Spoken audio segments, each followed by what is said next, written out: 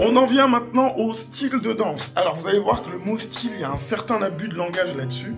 Hop, je profite pour monter le t-shirt I Love Tap Dance. Voilà, big up à l'assaut claquette en or qui m'a offert ce t-shirt.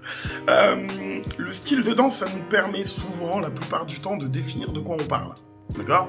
On différencie facilement que c'est une valse, que c'est un foxtrot, que c'est la danse, je sais pas, du Bharatanatyam, que c'est peu importe, voilà, breakdance, ce que vous voulez. Bien, j'ai précisé dans la définition qui apparaît là, j'ai repris la définition précédente et j'ai dit que c'était communautaire parce que on définit, je le dis dans la phrase d'en dessous d'ailleurs, on détermine un style de danse par rapport déjà à un groupe de gens. Ça peut être très large, ça peut être la jeunesse populaire de tel pays, ça peut être la noblesse de tel pays. On le définit dans une époque, un style de danse c'est né à un moment précis, ou pas, période, on va dire, c'est 18e siècle. Parce qu'on ne sait pas plus. Mais en tout cas, on va le mettre là, d'accord?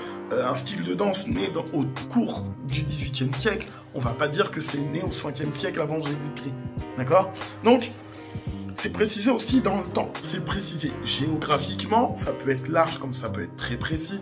Le Casino Deportivo de la Havane pour le baile des casinos, c'est un lieu précis. On peut dire que c'est né dans les quartiers populaires de New York. On peut dire que c'est né en Martinique. D'accord? On peut être très large, comme on peut être précis, mais il y a toujours une géographie.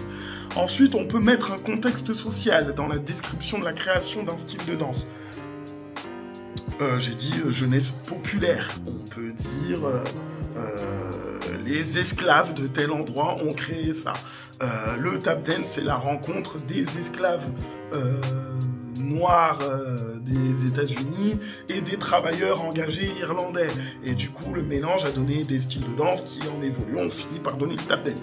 Je résume, mais il y a de ça. D'accord?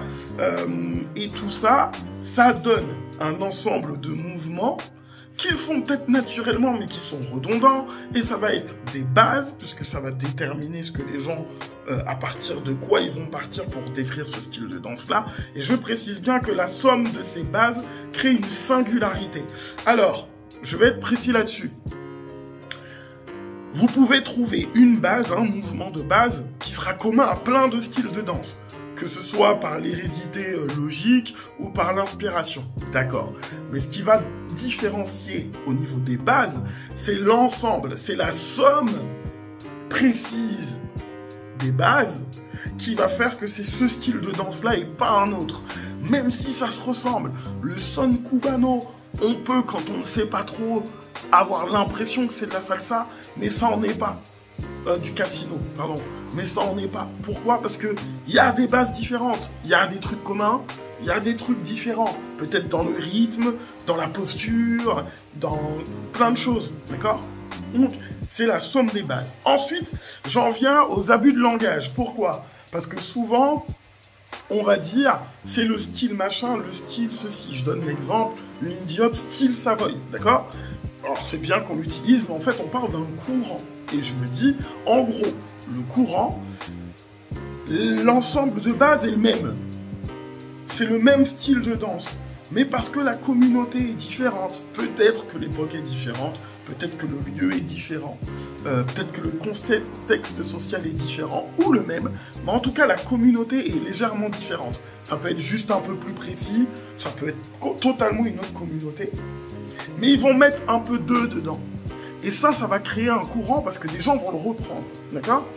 Vous avez aussi, alors j'ai mis accessoires, j'ai pas trouvé mieux, j'ai été précis sur le mot. Ça, c'est tout ce qu'on va rajouter, vous allez prendre un cours de styling. On va rajouter des petits trucs, d'accord? Plein de gens vont pouvoir rajouter le même, qui vont donner un peu plus de goût et de piment au truc. Imaginez, vous faites une recette de cuisine, et puis, je sais pas moi, vous rajoutez sur des lasagnes un autre type de fromage. D'accord? Bah, c'est un petit truc en plus, quoi. Plein de gens vont pouvoir le faire. D'accord? C'est pas comme à vous précisément. Ça, c'est un accessoire. Ok? Maintenant, il y a la personnalité des gens. En fait, ça, c'est ce qui va déterminer une personne précisément. Je vais donner un exemple concret. J'ai une vidéo, si vous allez sur mon Facebook, la première vidéo, c'est moi et Sam, mon ami Sam, qui dansons sur Caraïbes Tap. On danse sur un son. Le style de danse, c'est du tap dance. C'est exactement du tap dance. Ce sont les mêmes bases, on change rien. D'accord? Il y a un courant que j'essaie de créer qui s'appelle Caraïbes Tap. Parce que dans les bases du tap dance, comme je suis un afro-caribéen, je mets plus d'afro-caraïbes dedans. Ça créera peut-être un courant ou pas, pour l'instant c'est une idée, mais c'est le truc, d'accord? Ensuite, on a des éléments de style qui peuvent être communs. La façon dont on va bouger un bras, la façon dont on va lever une jambe, alors que c'est pas forcément utile dans la base, mais c'est inspiré du belay, c'est inspiré du broca, etc. Ça, c'est des éléments de style. Et puis, vous allez observer que Sam et moi, la façon dont on fait le mouvement est un peu différente. Parce qu'on a notre propre style, la personnalité. Voilà. Donc c'est comme ça que je vois les abus de langage sur le style.